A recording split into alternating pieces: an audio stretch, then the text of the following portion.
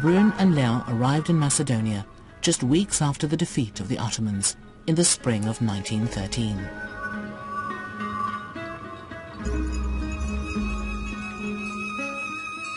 Salonika, which is known today as the Greek city of Thessaloniki, was the most important port in the Balkans. The gateway to Macedonia and the provinces beyond, it was a vibrant cosmopolitan city where people of diverse religious and ethnic backgrounds mixed freely together.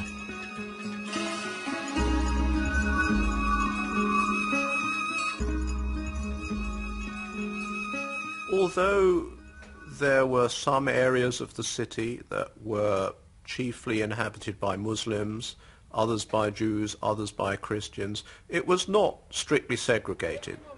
So every time you went down into the port or the quay, or you went to the cinema, or you visited the market, everybody was there. There were not separate markets for different national groups. In the Ottoman Empire, religion was the main difference between people, and this was also the main element of their identities. So if you went to the Balkans, like these photographers at that time, and you asked who you are, people would say, I'm Christian, I'm Orthodox, I'm Catholic, I'm Jew, I'm Muslim. They were identifying themselves according to their religion.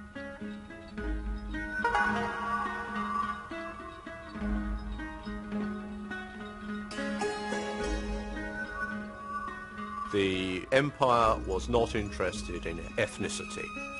It ruled by allowing different religious communities a high degree of autonomy and self-government. Basically, as long as they paid their taxes and didn't cause trouble, the empire was not very bothered about what they did.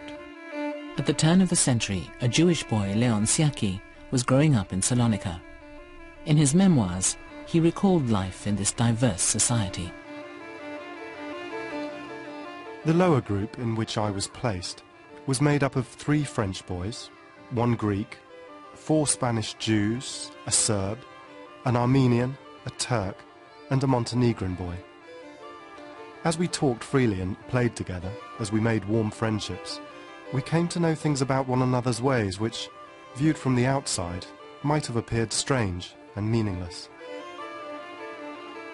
At the time Siaki was growing up in Salonika, the city had the largest Jewish population in the Balkans. Most were descendants of Jews who had been expelled from Spain in the 16th century. They still spoke a form of Spanish known as Ladino, and they maintained their distinctive customs and styles of dress. The upper-class Jewish women of Salonika were noted for their finery. They had preserved traditions that they had brought with them from Spain. So they liked to go around with sort of fur-lined tunics or cloaks, as in fact the men did, and with their hair grown long, a bit like some kind of medieval court dress. The Jewish community, which was very large, covered the gamut from poor barefoot street urchins to some of the wealthiest individuals in the empire. Leon's pictures are a poignant reminder of the Jewish communities that were once such a vibrant part of Balkan life. It's a beautiful picture for many reasons, I think. One is there's the urban backdrop. It's not at all romanticized. The poverty of the cellar is there for everybody to see.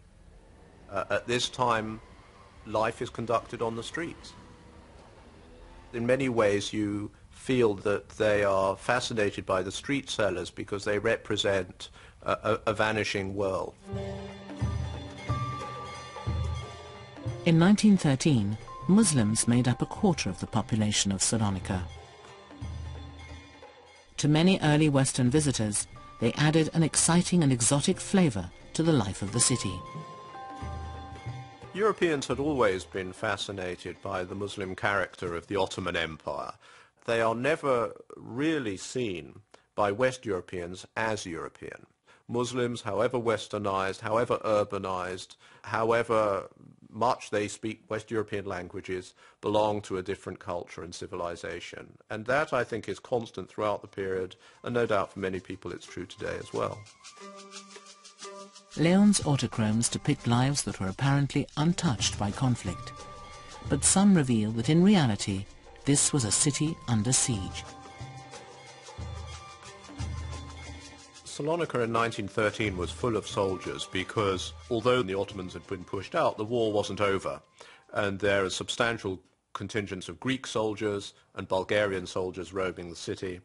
And when you look at the photographs that look down over the city from the fort at the top down to the bay, you'll see the bay is full of warships as well. So this is a city at war. It's not a city at peace. After their victory over the Ottomans, both Greece and Bulgaria claimed Salonika as rightfully theirs. But as these pictures show, it was the Greek forces that prevailed. These are Cretan soldiers, and they belong to the Greek army who occupied Salonika. Cretan soldiers are dressed in a different costume than other Greek soldiers because it is their own costume. It is the local Cretan's costume, and even today they are wearing the same trousers in Crete. The Greeks controlled the city for the next 30 years. Under their rule, the population of Salonika would change out of all recognition. When you look at photographs of the city in the spring and summer of 1913, you are in fact seeing a world that is about to disappear.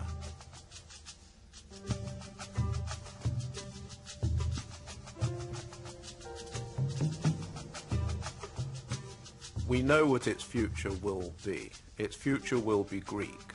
And in the space of 10 years, the whole of the Muslim population will have left. In another 20 or 30 years, the entire Jewish population of the city will also have gone. 4 years after these photographs were taken, fire spread through the center of Salonika. Many of its ancient buildings, including the Jewish quarter, were destroyed.